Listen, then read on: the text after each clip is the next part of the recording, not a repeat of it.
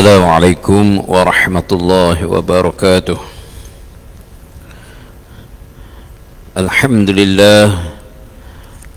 لله نحمده ونستعينه ونستغفره ونعوذ بالله من شرور أنفسنا ومن سيئات أعمالنا.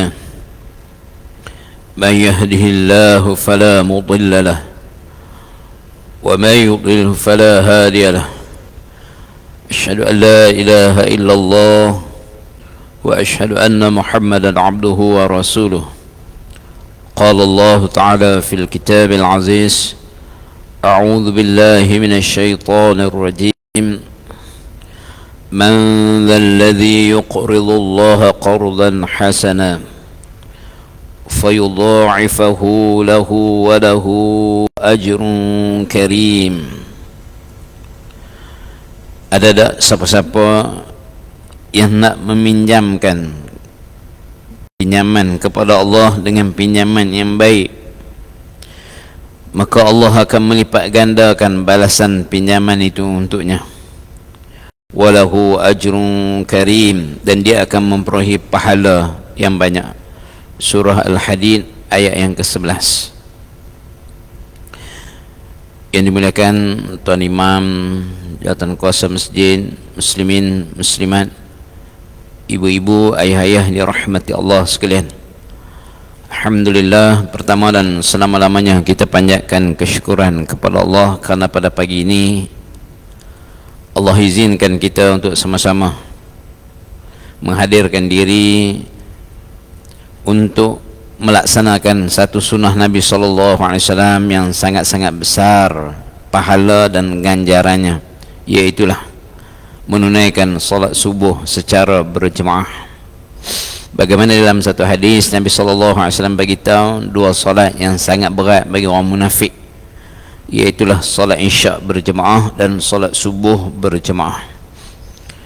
Cuma untuk peringatan diri saya dan juga tuan-tuan perempuan, di waktu kita berada di masjid ni, di mana anak-anak lelaki kita, di mana cucu-cucu lelaki kita, di mana remaja-remaja lelaki qaryah kita, tuan-tuan perempuan yang saya muliakan, ya ayyuhalladzina amanu, wahai orang yang beriman, qu anfusakum wa ahlikum nara, pelihara diri kamu dan ahli keluarga kamu daripada api neraka Allah. Tak cukup sekadar ayah jamai, tak cukup sekadar tok wan jamai, tak cukup sekadar mak jamai, tak cukup sekadar nenek jamai. Tetapi tuan-tuan kembalikan roh tuan-tuan saat ke rumah. Bayangkan di rumah kita ada tak lelaki-lelaki yang masih lagi duduk lena tak mai solat subuh berjemaah? Kalau ada, maksudnya kerja kita tak selesai lagi. Maksudnya ini kerja utama kita. Inilah sunnah Nabi SAW. Bila kita bercakap tentang sunnah Nabi SAW, di antaranya make sure ahli keluarga kita setakat yang kita mampu dan setakat yang kita boleh, kerana hidayah bukan milik kita, tetapi kita kena usaha. Tuan-tuan semua, balikkan diri kita ke rumah saat, masuk bilik tidur utama, masuk bilik tidur yang kedua, masuk bilik tidur yang ketiga, agak-agak ada yang tak bangkit subuh lagi tak?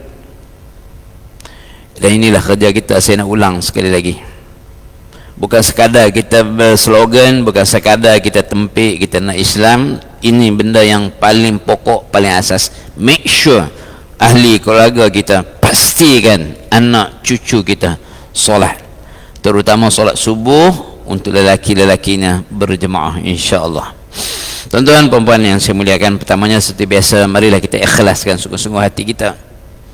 Kita beritahu kepada Allah, ya Allah, ikhlaskan hati ini, ya Allah. Ya Allah, jangan kau izinkan walaupun sebesar zarah ataupun yang lebih kecil daripadanya, perasaan riya, takabur, sombong, ujub, angkuh, rasa kami ni hebat, rasa pandang rendah pada orang lain ni, jangan kau izinkan, ya Allah. Ya Allah, kami tahu penat dan sia-sia amalan kami jika di sana tidak ada keikhlasan, jika di sana dihinggapi hati-hati kami dengan penyakit-penyakit jijik dan keji tadi. Ya Allah, kalau ada pahala kepada kami pada pagi ini, kami kongsi pahala ni dengan ibu dan ayah kami, yang sebahagian besar daripada kami, ibu dan ayah kami sedang berada di dalam kubur, yang kami tak tahu untung nasib mereka di sana. Ya Allah, di waktu kami selesa duduk dalam masjid ni, dengan ekornya, dengan kapeknya, dengan macam-macam kenikmatan dunia ini, dua insan yang paling berjasa di dalam hidup kami, ibu dan ayah kami, ya Allah, kau angkatkanlah, kau hilangkanlah sisaan kubur mereka. Ya Allah, kau lapangkanlah kubur mereka, cerahi dan terangi kubur mereka daripada kegelapan. Ya Allah, rahmatilah ibu dan ayah kami sebagaimana mereka menjaga kami sejak dari kecil. Dan siapa-siapa yang belum berniat iktikaf, sahaja aku iktikaf dalam masjid ni, sunat atasku kerana Allah Ta'ala. Tuan-tuan yang dirahmati Allah sekalian, muqaddimah ayat yang kita baca tadi dalam surah Al-Hadid ayat yang ke-11, ketika mana Nabi SAW kempen kepada sahabat di dalam peperangan Tabuk. Kalau kita pergi umrah, kita dalam perjalanan daripada Mekah ke Madinah, kalau naik bas lah, kalau naik kereta api lah ni tak nampak lah, kan? Saya pun 2-3 hari baru balik umrah ni, bangkit tidur tadi duduk pening-pening lagi, kan? Tapi alhamdulillah Allah izinkan sampai juga, kan? Naik kereta api 2 jam setengah, kan? Tak rasa apa, kan? Seronok juga naik bas, kan? Boleh tengok, kan, pemandangan, kan?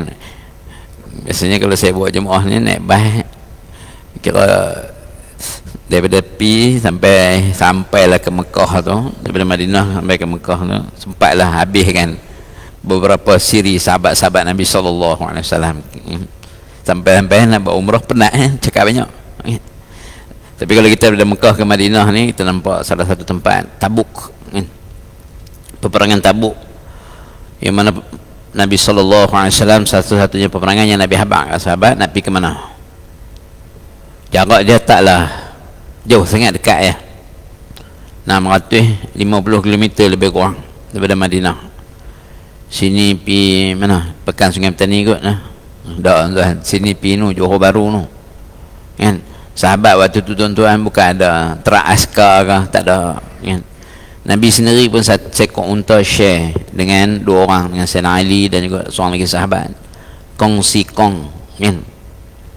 Dalam peperangan Tabuk ni, bila Nabi dapat maklumat Rom nak menyerang Madinah, Nabi syura dengan sahabat, maka keputusannya Nabi dan sahabat keluar dahulu.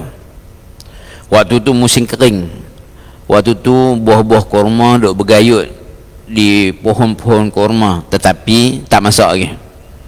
Maka di antara kempen Nabi SAW kepada sahabat untuk infak harta, ayat ni, man dzalladzi yuqridullaha qardan hasanah. Ada tak siapa-siapa nak bagi pinjaman kepada Allah dengan pinjaman yang baik,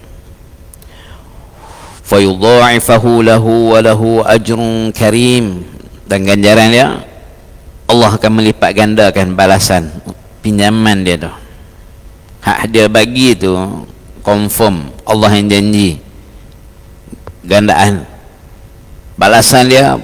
Ham bagi 1000 bukan dapat 1000, wallahu alam, yang pasti berganda. Dan yang keduanya, walahu ajrun karim, dan dia akan memperolehi pahala yang banyak.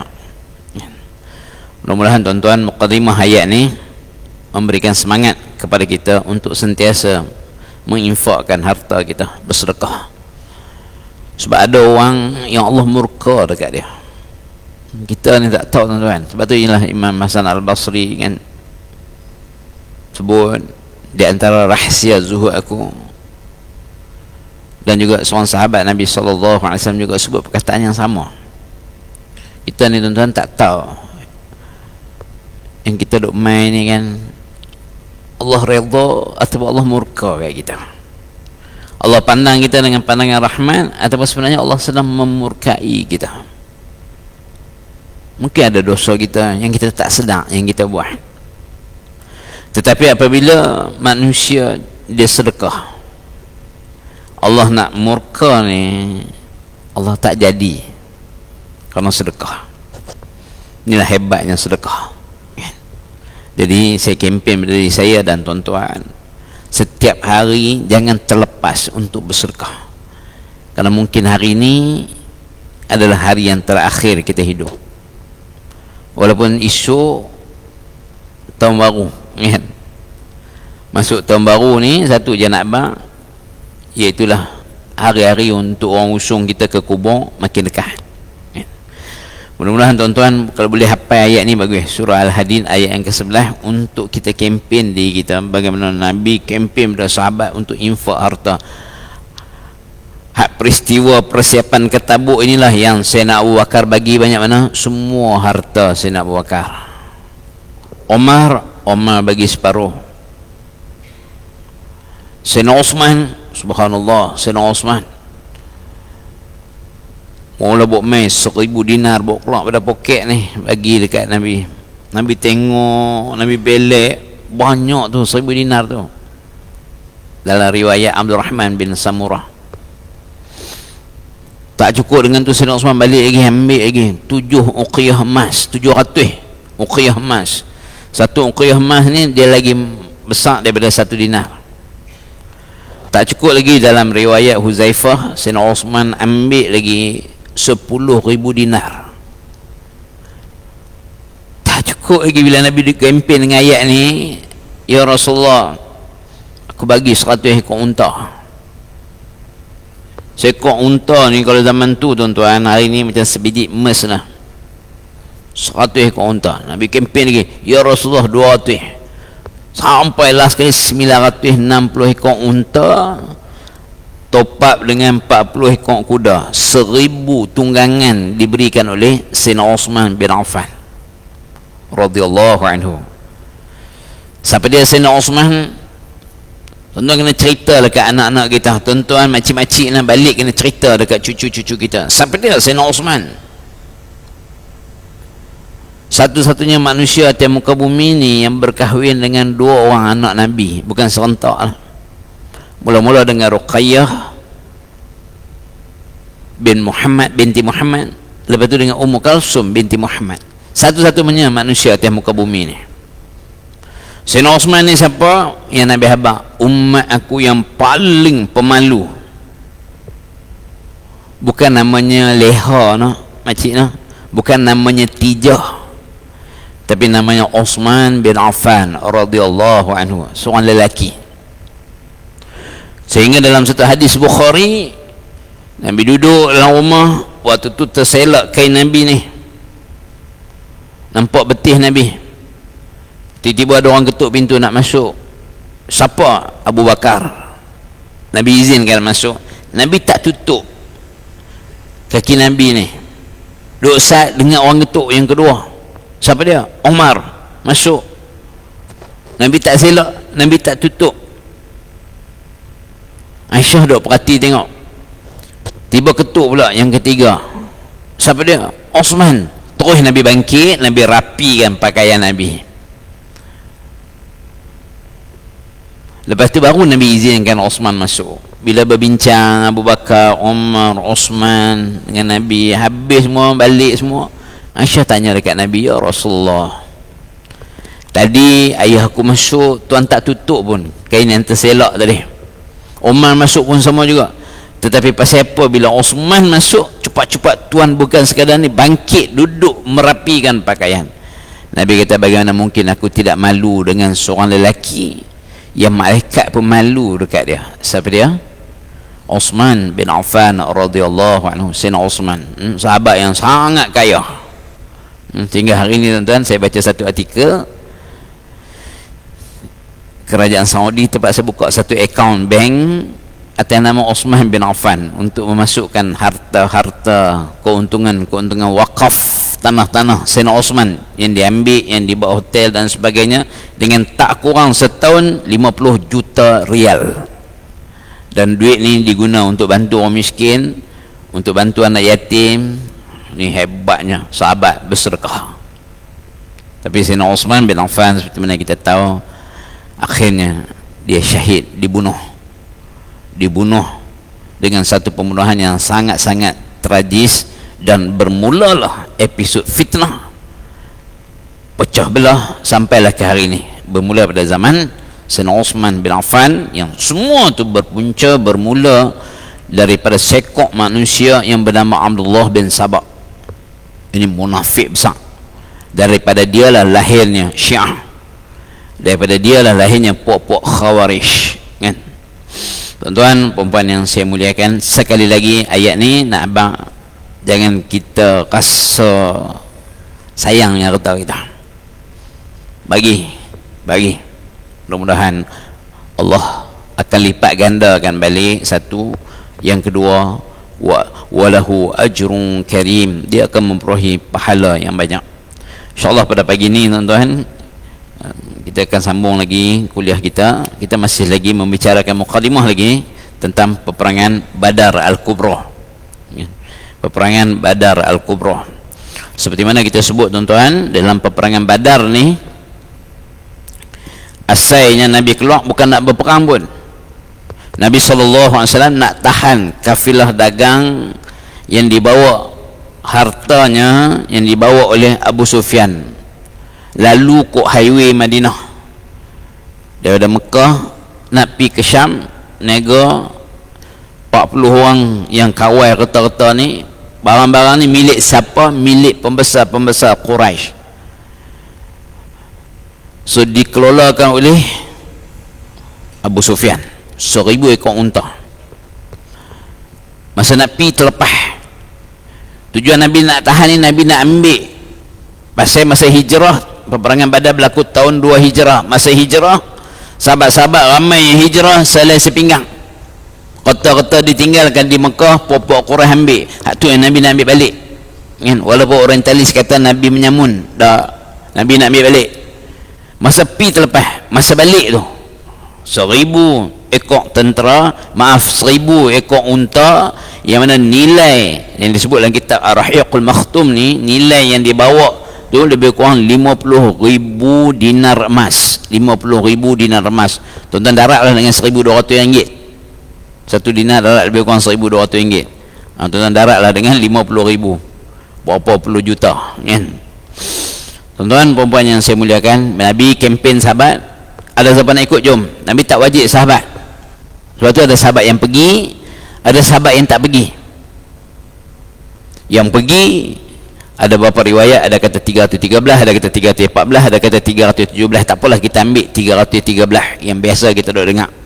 Daripada 313 ni, Muhajirin, iaitulah sahabat daripada Mekah yang hijrah mai ke Madinah, dua ada 82 orang. Ansar dua ada 231 orang. So siapa yang majoriti tuan-tuan? Ahlu Badar ni majoritinya orang-orang Ansar.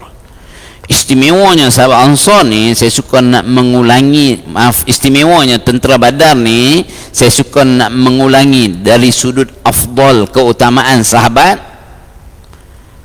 Pertama, ranking sahabat yang paling afdal 10 yang dijamin syurga: Abu Bakar, Umar, Osman, Ali, Az-Zubair, Talhah bin Ubaidillah, Abdul Rahman bin Auf, Abu Ubaidah Jarrah, Sa'ad bin Abi Waqqas, Sa'id bin Zaid. Itu 10. Hak tu yang paling utama. Ranking yang kedua paling utama siapa? 313 Ahlu Badar ni. Kerana mereka, Allah Akbar, dosa mereka sebelum, semasa dan akan datang, Allah ampun dosa mereka. Ini istimewanya tentera yang menjadi tentera Badar. Sebab tu sahabat-sahabat yang tak pergi menyertai peperangan Badar sangat jealous, sangat cemburu kepada sahabat yang pergi menjadi Ahlu Badar kerana anugerah yang Allah bagi. Dan ada di antara sahabat ni, Nabi tak wajib, ya tuan-tuan, dalam peperangan Badar Nabi tak wajib. Siapa nak ikut-ikut. Pasal asal bukan Nabi perang, just nak tahan. Senjata pun tak bawa hak canggih-canggih, bawa pisau pun hak potong bawang macam tu, ya. Di antara sahabat yang terlepas, yang tak pi, iaitulah Pak Menakan Anas bin Malik. Hak ni nama yang terkenal lah tuan-tuan, Anas bin Malik, Pak Menakan dia. Pak Menakan belah ayah dia. Anas bin Malik ni kita pernah cerita dah, hebat Anas bin Malik ni. Sahabat yang ketiga yang paling banyak meriwayatkan hadis, keluarga dia hebat-hebat. Mak dia Ummu Sulaim yang Nabi dengar tapak kaki dalam syurga, dalam hadis riwayat Imam Muslim. Ummu Sulaim yang berkahwin dengan seorang lelaki yang bernama Abu Talhah Al-Ansari, seorang lelaki Ansar yang sangat kaya, yang waktu dia meminang Ummu Sulaim, dia tak masuk Islam lagi. Abu Talhah ni orang kaya, bukan sekadar kaya, handal bermain senjata, minang pula, minang Ummu Sulaim ni waktu tu janda kerana ayah Anas telah terbunuh. Bila meminang dalam keadaan dia seorang lelaki musyrik, Ummu Sulaim kata apa? Aku ni, bukan aku sajalah, orang pinangan orang seperti kamu ni tak ada orang akan tolak. Dah lah kaya, handsome, handal bermain senjata, tapi kamu ni seorang lelaki musyrik. Waktu tu Abu Talhah masih lagi duk sembah topekong, di rumah duk ada tokong ni. Aku seorang muslimah. Dia ringkaskan cerita, kata Ummu Sulaim, senang je, mahar aku, kamu masuk Islam. Abu Talhah tak tunggu lama, dia masuk Islam. Dia masuk Islam. Dan tuan-tuan, dia masuk Islam, yang mana ulama-ulama sebut inilah mahar yang paling mahal sekali atas muka bumi ni, mahar Ummu Sulaim. Dan saya suka nak sebut juga tuan-tuan, kalau kita tengok orang Cina ke orang India ke masuk Islam melalui kahwin, jangan kita duk condemn, jangan kita duk kata tu pasal nak menikah masuk Islam. No, sahabat Nabi ada pasal nak menikah masuk Islam. Rupanya itu hanyalah asbab untuk Allah bagi hidayah kat dia melalui perkahwinan, kan? Memang pun salah satu cara untuk orang bukan Islam masuk Islam melalui perkahwinan. Dan bagaimana Abu Talhah tuan-tuan menjadi sahabat yang sangat hebat, kan? Baru ni bila pergi Masjid Nabawi tu, masuk ke pintu 22 tu, teringat lah, kan? Kat situ kan ada tapak, tuan-tuan tak perasan? Dan selok kapek tu, dia ada tapak Telaga Bayruha. Telaga Bayruha milik Abu Talhah Al-Ansari, milik Abu Talhah Al-Ansari. Lepas tu seronok kalau kita pergi umrah tuan-tuan, kita memahami sirah, terutama di Madinah, kan? Bila kita lalu ke Masjid Ijabah, Masjid Sajadah, kan? Baru ni alhamdulillah saya dapat dibawa pergi tempat di dalam peperangan Uhud, yang mana telaga ataupun takungan air yang diambil untuk mencuci luka Nabi SAW. Kan, kalau siapa ikut status saya ataupun FB saya, adalah saya masukkan sikit-sikit, saya tak masuk banyak-banyak, kan? Bagi orang-orang bertikai, kan? Tapi seronoknya kita berada di Madinah, kan? Jadi kalau tuan-tuan masuk dalam Masjid Nabawi tu, kalau orang lelaki lah, orang tak boleh, pintu 22, 23 tu, kan? Belah belakang, sah belakang tu, di situ ada tapak Bayruha, Telaga Bayruha, milik Abu Talhah Al-Ansari, di mana bila turun ayat dalam surah Al-Imran, saya lupa ayat 90 kan, 91, 92 macam tu. Ayat tu yang maksud dia, kalian belum mencapai hakikat kebaktian yang sebenar sehinggalah kalian menginfakkan harta yang paling kalian cintai. Abu Talhah kata yang dia paling sayang ni kebun Bayruha ni. Dalam tu ada telaga, ada mata air yang air dia sangat sedap, dan Nabi suka masuk dan minum di telaga, di mata air Bayruha ni. Dia mai jumpa Nabi, ya Rasulullah, inilah harta aku yang paling aku cintai. Ni panggil sahabat, turun dia ayat, mereka nak buat. Ya Rasulullah, aku infak. Allah, Nabi dengar, Nabi kagum dengan Abu Talhah. Nabi kata, bagi kat adik-beradik, bagi kat kerabat yang terdekat. Itu sedekah di antara yang paling afdal kerabat kita, adik-beradik kita. Setengah orang rajin bagi kat masjid, Masya Allah. Tapi kadang dia lupa tu, adik dia lupa sepupu dia hak susah, dia lupa pak menakan dia, tok menakan dia, yang miskin, yang kadang nak makan pun tak ada duit. Hak tu utama sebenarnya, berdasarkan hadis Abu Talhah ni. Tuan, di antara sahabat yang tidak menyertai peperangan Badar ni, siapa dia? Pak menakan Anas bin Malik, belah bapak dia. Tadi saya sebut baru dua orang, mak dia, pak tiri dia Abu Talhah. Pak menakan belah mak dia Haram bin Milhan yang juga hebat, yang syahid dalam peristiwa Bi'rul Ma'unah, peristiwa Telaga Maunah, daripada 70 orang sahabat yang Nabi hantar untuk berdakwah, 68 dibunuh. Hak itulah yang Nabi start qunut. Yang Nabi start qunut, yang sebagian ulama kata qunut nazilah, 2 bulan Nabi qunut kerana sahabat dibunuh. Ya. Dan salah seorang yang terbunuh tu puak menakan Anas bin Malik, Haram bin Milhan. Mak Anas bin Malik namanya Ummu Sulaim, ataupun nama sebenarnya Rumaisa binti Milhan. Ni pak menakan belah mak dia, adik-beradik mak dia, iaitu Haram bin Milhan. Siapa lagi yang hebat di kalangan keluarga Anas bin Malik? Adik-beradik lelaki dia, Al-Bara' bin Malik Al-Ansari. Badan halus, badan kecil, berani ni tak ada siapa boleh challenge.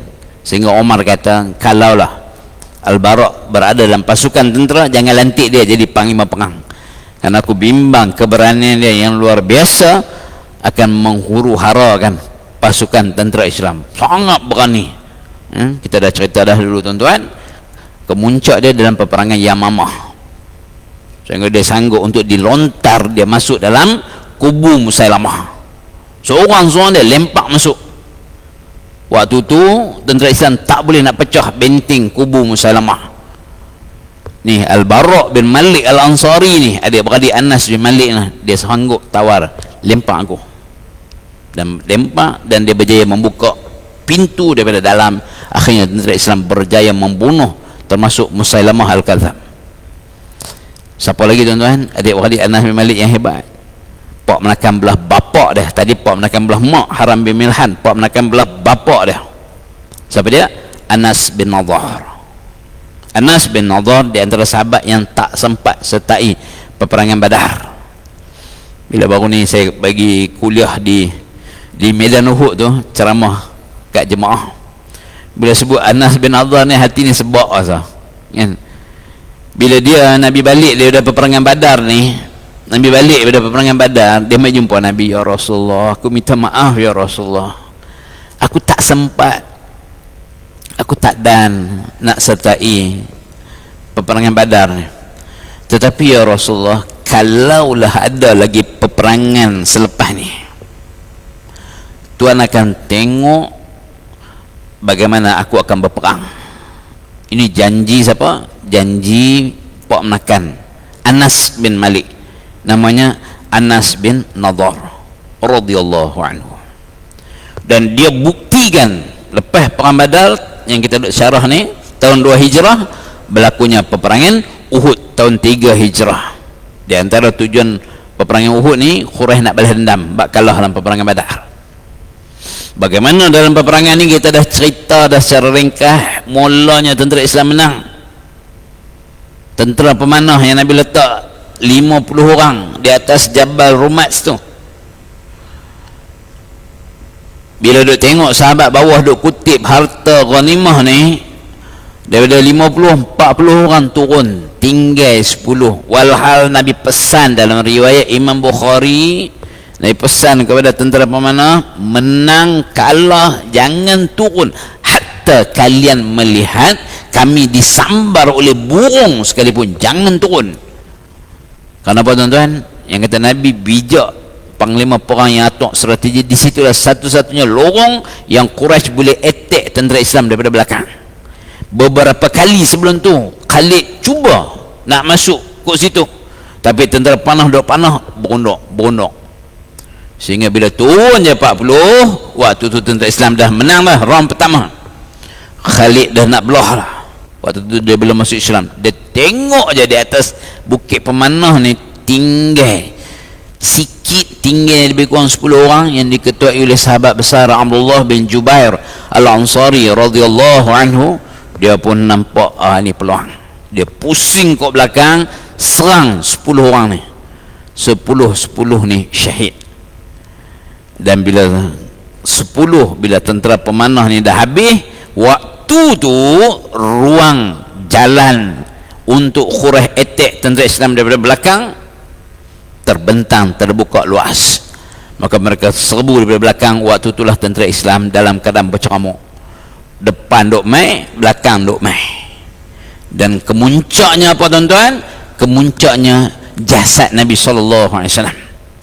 kemuncaknya bagaimana mereka mencari sasaran mereka nak membunuh Nabi SAW, yang waktu tu Nabi terpisah daripada sahabat. Nabi hanya dijaga oleh 9 orang sahabat saja, 7 Ansar, 2 orang Muhajirin. Bagaimana beberapa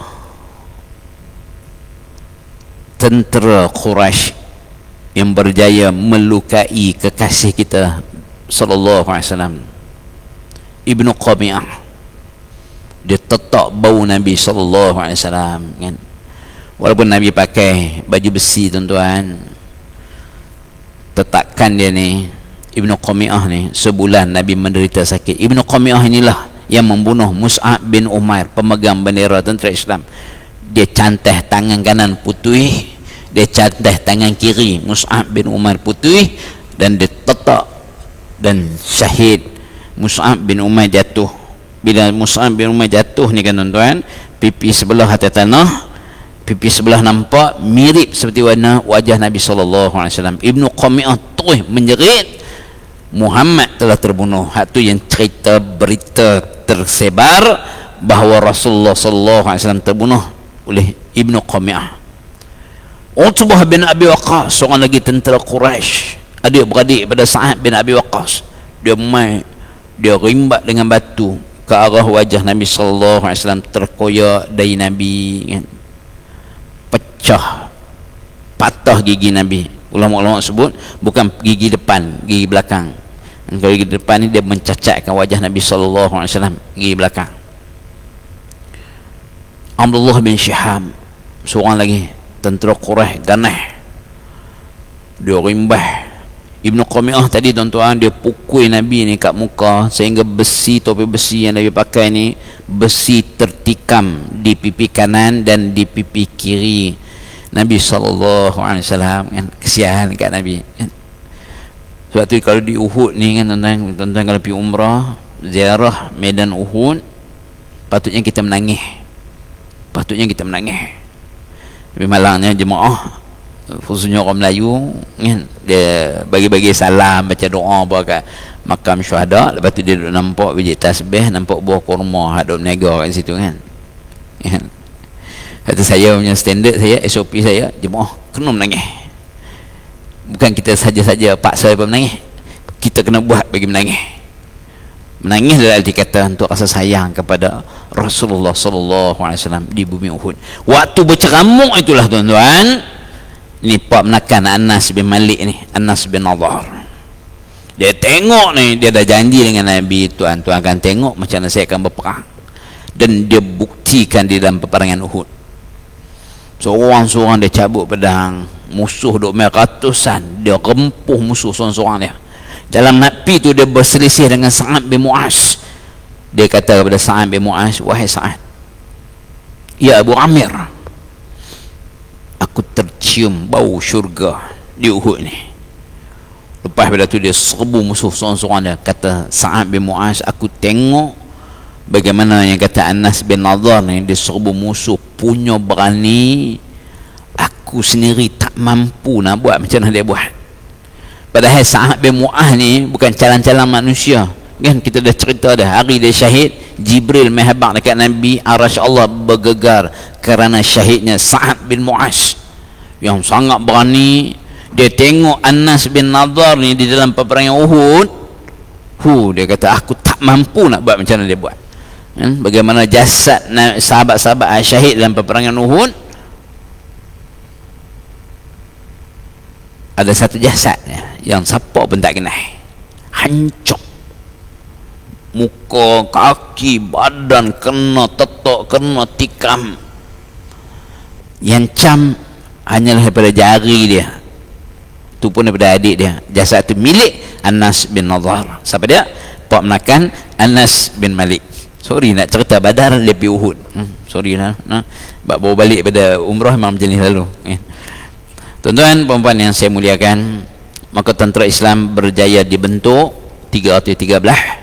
Saya ulang lagi sekali, 231 Ansar, 82 Muhajirin. Mekah pula, tentera Mekah 1,300 pejuang.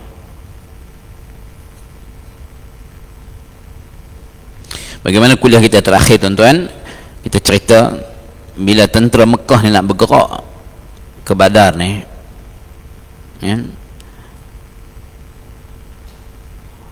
waktu tu Quraisy ni dia ada permusuhan dengan Bani Bakar. Jadi bila mereka nak keluar ni, tiba-tiba sebahagian daripada mereka mengingatkan takut Bani Bakar ni serang Quraisy. Waktu itulah Iblis menjelma dalam rupa Suraqah bin Malik, dalam bentuk paras rupa Suraqah bin Malik, dan dia iaitulah Suraqah bin Malik ni salah seorang daripada pimpinan Bani Bakar, ketua Bani Kinanah. Dia kata, hampa jangan risau, aku bagi jaminan orang Kinanah tidak akan mengambil tindakan sepanjang kamu bergerak ke Badar. Ni perangai Iblis. Maka tentera Mekah pun mula bergerak, dan ini disebut dalam surah Al-Anfal ayat yang ke-47, kalladzina kharaju min diyarihim bataran wa ria'an nasi wa yasudduna an sabilillah, seperti orang-orang yang keluar dari negerinya dengan berlagak sombong dan menunjuk-nunjuk kekuatan mereka kepada orang ramai kerana hendak minta dipuji, serta mereka pula menghalangi manusia daripada jalan Allah. Surah Al-Anfal ayat yang ke-47, di antara surah dalam Al-Quran yang banyak membicarakan tentang peperangan Badar, surah Al-Anfal. So mereka bergerak keluar dengan rasa sombong, pasal bersama dengan mereka ada 100 ekor kuda. Tentera Islam berapa ekor kuda tuan-tuan? 2 ekor. 2 ekor. Sekor yang naik Az-Zubair bin Awam, sekor lagi Miqdad bin Al-Aswad radhiyallahu anhu. Quraisy mai 100 ekor kuda dan juga 600 pejuang mereka yang pakai komplit baju besi. Maka mereka pun keluar dengan rasa very confident, dengan rasa sombong, dengan rasa angkuh, seperti mana yang Allah nukilkan. Maka mereka bergerak dengan pantas sekali menghala ke Badar, dan mereka sampai di Juhfah. Juhfah, tuan-tuan, bila sebut Juhfah ni, tuan-tuan tahu tak apa makna tempat yang bernama Juhfah ni? Juhfah ni dia miqat untuk berniat umrah, berniat ihram umrah ataupun haji bagi penduduk-penduduk Syam. Maksudnya orang nak pergi umrah daripada Syria, daripada Jordan, daripada Palestin, miqat mereka iaitulah di Juhfah, kan? Kalau kita orang Malaysia ni, kalau masuk Mekah dulu, kalau miqat kita, kalau nak masuk Mekah dulu, miqat kita di atas kapal terbang lah, dia Qanul Manazil, kan? Dia Qanul Manazil, kan? Kalau kita yang masuk Madinah dahulu, daripada Madinah nak pergi ke Mekah, miqat kita iaitulah Zulhulaifah. Ustaz, masa pergi kursus umrah tak sebut pun Zulhulaifah. Bir Ali ada, sama lah. Zulhulaifah tu Bir Ali lagi, Bir Ali. Bir ni telaga, telaga Ali, Zulhulaifah. Masa di Juhfah ni, tentera Mekah menerima surat daripada Abu Sufyan. Menerima surat daripada Abu Sufyan yang memberitahu, sesungguhnya yang kamu keluar ni, orang Mekah hampa keluar ni nak menyelamatkan angkatan dagang, kan? Aku nak abak, selamat dah. Ada cerita dah, nanti kita akan detailkan. Baik tuan-tuan, adapun Abu Sufyan yang mulanya, Abu Sufyan yang mengetuai membawa barang-barang niaga pembesar Quraisy ni, mulanya dia nak ikut jalan utama, highway utama, kalau hari inilah kita sebut highway utama. Tapi dia sangat-sangat, yang kata Abu Sufyan ni bijak tuan. Sebelum masuk Islam lagi dah bijak. Soalnya bila dia masuk Islam pun dia bijak. Sehingga Omar, masa Omar jadi khalifah, Omar angkat Abu Sufyan menjadi gubernur di Syam. Ketika mana hampir nak lalu kawasan Madinah ni, Abu Sufyan ni dihantar spy, perisik, untuk cek tengok. Ketika mana hampir sampai dekat dengan Badar, Abu Sufyan juga bertemu dengan seorang lelaki, Majdi bin Amru. Lalu Abu Sufyan tanya dekat dia tentang orang Madinah. Lalu majlis ini bagi tahu, aku tidak melihat seseorang yang tidak aku kenal. Kan? Bila Abu Sufyan berselisih dengan majlis ini, Abu Sufyan tanya, ada nampak tak? Ada tengok ada kokok lah, ada orang Madinah main ramai-ramai ke? Majlis kata, aku tak nampak siapa-siapa. Cuma aku nampak ada 2 orang yang aku tak kenal. Yang naik kenderaan, yang naik unta, menghentikan unta mereka di busuk tu, kemudian mereka minum dan mereka beredar. Sebenarnya 2 orang lelaki ni, siapa dia tuan-tuan? Spy Nabi SAW. Salah seorangnya iaitulah Talhah bin Ubaidillah.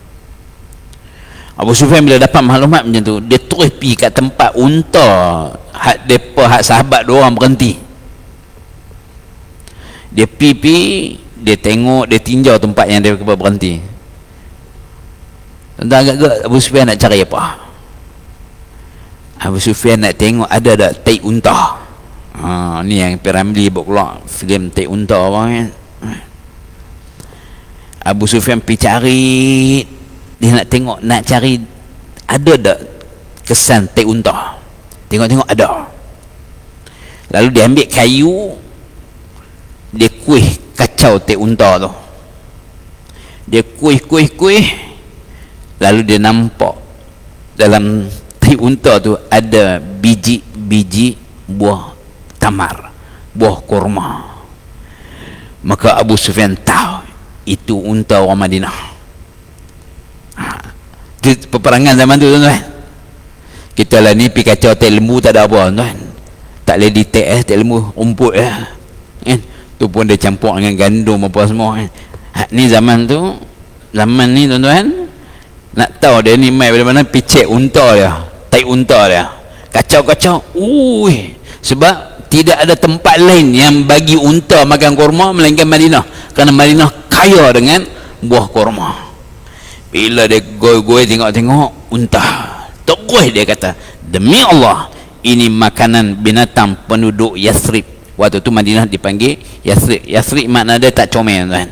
Kita tengok dulu sebut Yathrib, Madinah. Dengan segera dia kembali kepada pasukan dia, dia terus alih haluan. Abu Sufyan tahu ini spy. Terus dia kalih haluan, daripada nak ikut jalan utama, dia pun kalih ikut jalan lain, jalan alternatif ke arah persisiran laut di sebelah barat, ditinggalkan jalan utama yang melalui Badar yang berada di sebelah kiri. Dengan cara tu dia berjaya menyelamatkan kafilah dia daripada ditahan oleh tentera Madinah. Dan kemudian waktu itulah dia hantar surat kepada orang-orang Mekah yang kita sebut tadi, yang akhirnya surat ni sampai kepada orang Mekah. Dia hantar surat mula, habaq pada orang Mekah, selamatkan barang-barang dagang. Hak tu yang keluar 1,300. Bila sampai tentera Mekah sampai di Juhfah ni, waktu tu Abu Sufyan dah rasa dia selamat dah, Muhammad takkan nak boleh ni. Dia hantar surat di Juhfah tu, surat tu sampai kepada tentera Mekah ya. Masa tu Quraisy berpecah, ada 2 pandangan. Satu kata balik satu kata stay. So apa yang berlaku, to be continue, sambung tahun depan insyaAllah.